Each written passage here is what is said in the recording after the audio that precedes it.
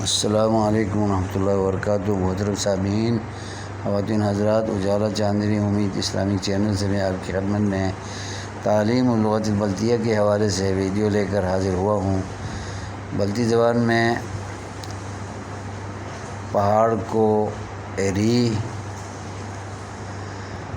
پہاڑ کو ری کہتے ہیں، درخت کو استغجی